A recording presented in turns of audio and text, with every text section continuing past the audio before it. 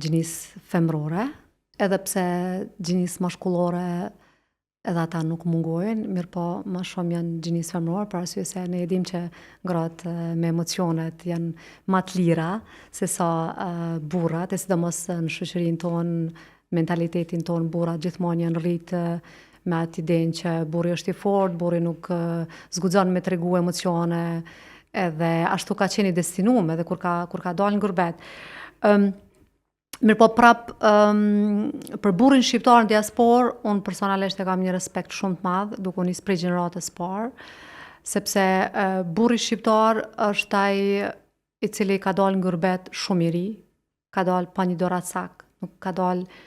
pa shkollë, pa prind, pa familje, pa gjuhë,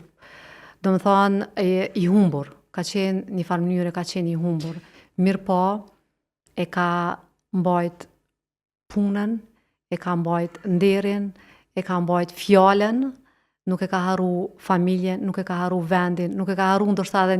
një dashuri të parë që e ka pasë në Kosovë, ju ka kthy edhe e ka martu, e ka marrë atje. Domethënë, për burrin shqiptar në diasporë me të vërtet e kam respektin më të madh, për arsye se janë ata cilët e kanë mbajt, me thonë një farë mënyrë, e kanë mbajt frontin. Pastaj i kanë marrë edhe bashkëshortet e tyre, cilat unë tham që gratë në diasporë janë heroina të heshtura, sepse ato kanë sakrifikuar shumë, sidomos gjeneratës parë, unë mendoj që ajo gratë e diasporës, gjeneratës parë janë ajka e shoqërisë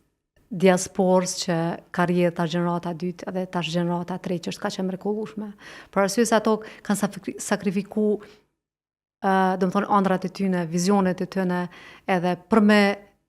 rrit fëmijën, për mi dal burrit krah, për mi ndihmu si në punë, si në edukim të fëmijëve, pastaj kanë kontribuar materialisht në edin gjatë lufte edhe në Kosovë. Edhe vazhdojnë ende me kontribu, qarkullimi më i madh te ne është kur diaspora është. Po, mirë po prap edhe gratë tashti e kanë tregu veten përmes edukatës që ju kanë fëmijëve tyre, se gjenerata e tretë është ka dalë prej dikujt. Domethënë, ai është rezultat i prindve të cilët kanë qenë mrekullueshëm, edhe nuk i kanë lënë me harru gjuhën, me harru vendin e tyre, i kanë shkollu, kanë sakrifiku gjithçka që fëmijët e tyre me qenë ma nalt, domethënë një shtresë ma nalt se na ku kemi qenë. E mendoj që kjo është rezultati më i mirë që mundet me tregu një prind. Sidomos diasporë, kur nuk ja ka harru, kur se ka leju me harru gjuhën edhe prejardhjen. Kjo mendoj që e tregon vetë faktin sa të fort është burrat edhe gratë në diasporë, sa të fort janë.